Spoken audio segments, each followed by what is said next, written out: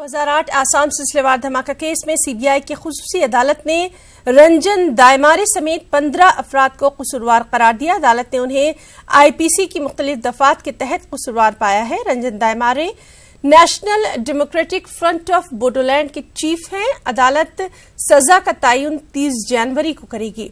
आपको बताएं कि इन धमाकों में 88 अफराद हलाक हुए थे।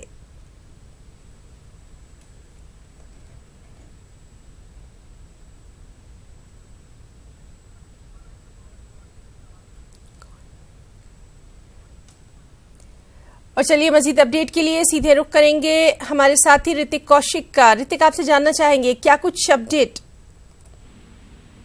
देखिए 30 अक्टूबर 2008 को ये सीरियल ब्लास्ट आसाम में हुआ था। गुवाहाटी, बोंगाईगांव, कुकराझर और बोरपेटा में 4 जगह में सीरियल ब्लास्ट हुआ था, जहां कम से कम 90 लोग ब्लास्ट में मर गए थे और 500 से ज्यादा लोग इंजर्ड हुए थे, जो बहुत लोग अभी भी फिजिकल हैंडीकैप है। और ये जब ब्लास्ट के बाद ये ट्रायल में आया, पिछले 10 साल से ये केस चल रहा था। फिर सीबीआई ने जब केस टेक ओवर किया और 2013 को सीबीआई ने फाइनल चार्जशीट फाइल किया था इस केस के ऊपर, लेकिन 13 से 2016 लास्ट तक कुछ नहीं हुआ। धीरे धीरे केस चलता रहा था, लेकिन 2017 में ये केस फास्ट ट्रैक अदालत में लाया गया और कुल 650 जो साक्षी है उन लोगों को लिया गया था। और आज जो 15 एक्यूज थे, जिसमें रंजन दायमारे भी है, एनडीएसपी के रंजन ग्रुप के चीफ है, उनको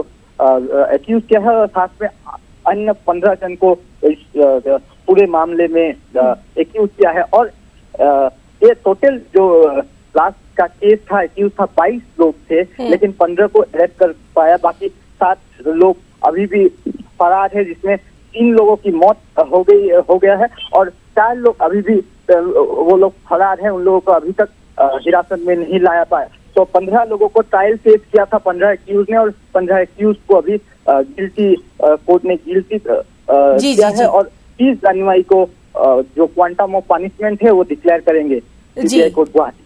जी, तो किस डेट में होगी अब आगे सुनवाई? 30 जनवरी को सीबीआई कोर्ट ने फिक्स किया है क्वांटम ऑफ पनिशमेंट का डेट। माना जा रहा है कि 30 तारीख को ही क्वांटम ऑफ पनिशमेंट डिक्लेयर हो जाएगा। ठीक है, तो 30 जनवरी पर अब सभी की निगाहें रहेंगी कि उस वक्त अदालत क्या कुछ फैसला सुनाती है। बहुत बहुत शुक्रिया ऋतिक आपका तमाम तर जानकारी के लिए।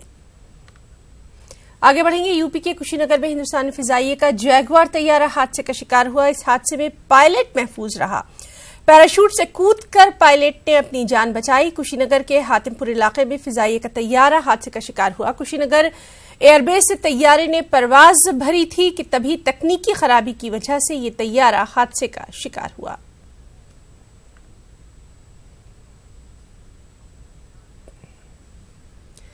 नाज़रीन, आपने फिल्मों में अपने ही कत्ल की साजिश रचते देखा होगा, सुना होगा, लेकिन हकीकत में भी ऐसा होता है, ये जानकर हैरत होती है। मध्य प्रदेश के रतलाम में आरएसएस कारकुन हिम्मत पाटीदार के कत्ल का मामला आज सुलझा लिया गया। दरअसल हिम्मत पाटीदार मकतूल नहीं बल्कि बेरहम कातिल है।